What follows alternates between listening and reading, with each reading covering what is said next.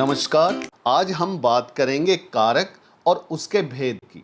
कारक संज्ञा या सर्वनाम के जिस रूप से उसका संबंध वाक्य के अन्य पदों के साथ विशेषकर क्रिया के साथ पता चले उसे कारक कहते हैं। या ये कहें कि वाक्य में संज्ञा और जो सर्वनाम होता है उसका संबंध अन्य शब्दों से हमें कारक से पता चलता है। थोड़ा समझते हैं इसको। ये वाक्य देखिए, सिपाही ने चोर को डंडे से पीटा।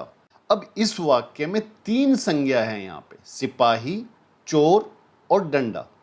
अब यहाँ पर पीटना क्रिया है। अब पीटना क्रिया से अन्यों का क्या संबंध है?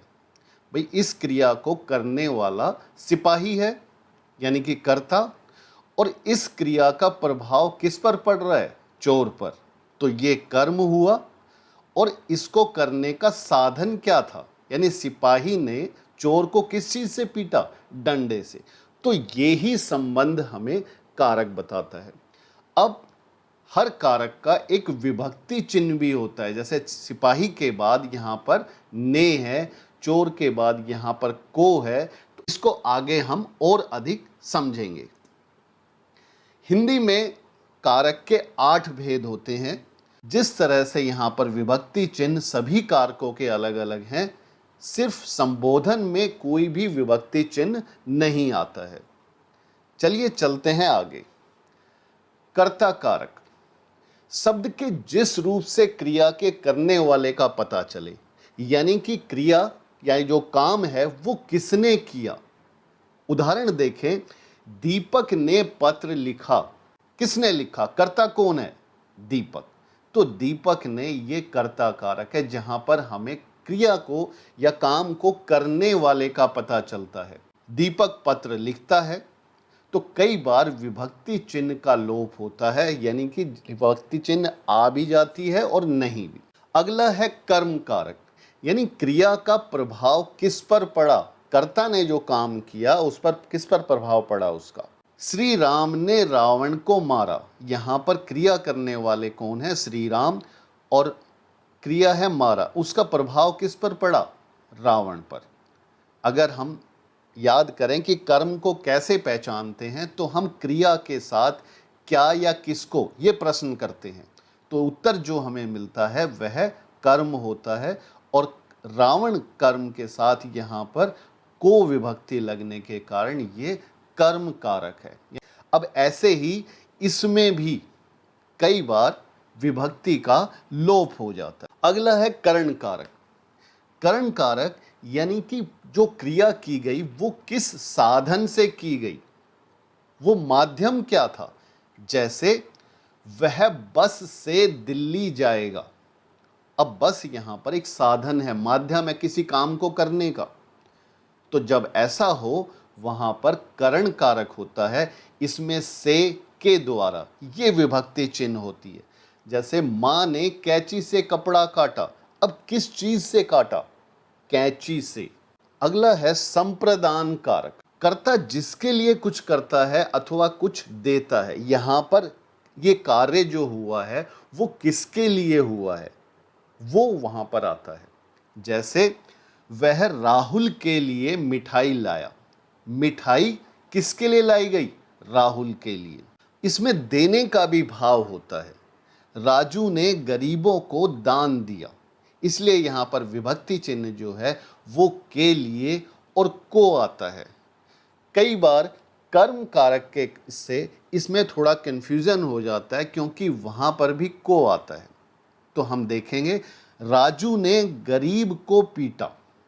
अब ना तो यहां पर किसी के लिए कोई कार्य किया जा रहा है और ना ही किसी को कुछ दिया जा रहा है।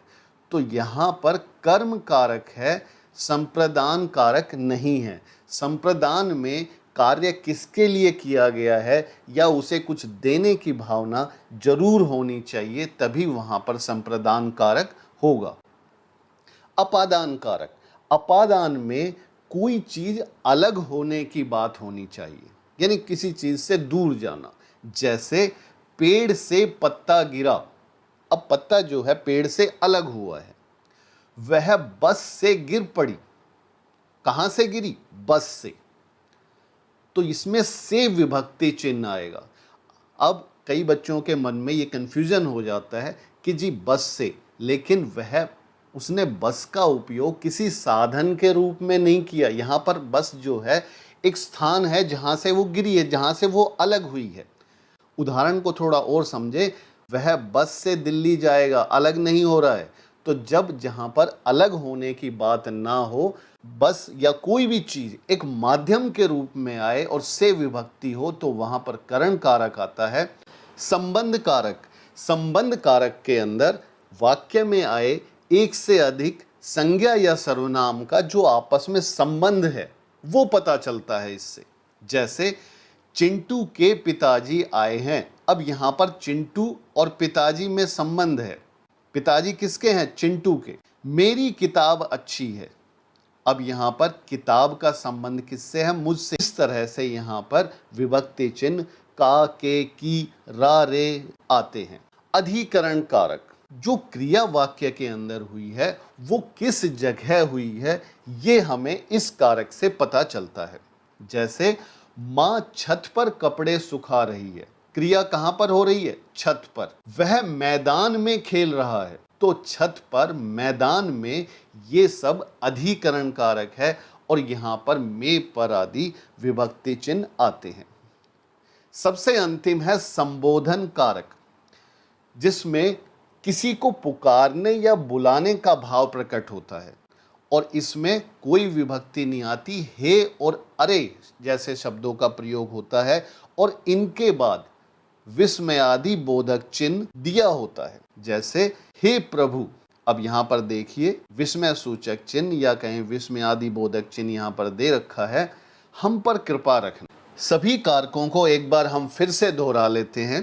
जैसे कर्ता कारक है, कर्ता कारक के साथ ने विभक्ति चिन्ह आता है।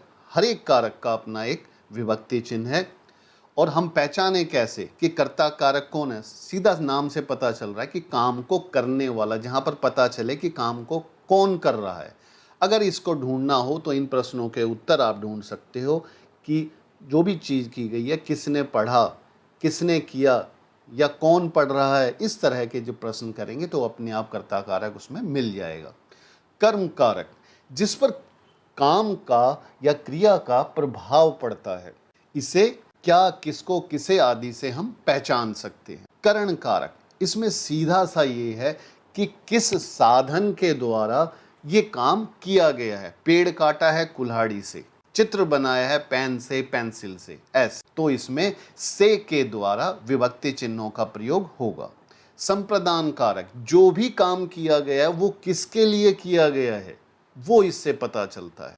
अपादान कारक में अलग होने की बात होती है। संबंध कारक में दो संज्ञा या अन्य संज्ञाओं के साथ संबंध बताया जाता है। और अधिकरण कारक यानी जो कार्य हो रहा है वो कहां पर हुआ, और यहां पर विभक्ति चिन्ह जो है वो में और पर होगा। अंतिम है संबोधन कारक, जिसमें पुकारने और बुलाने की बात होती है और हे अरे के बाद विस्मय सूचक चिन्ह जरूर होता है।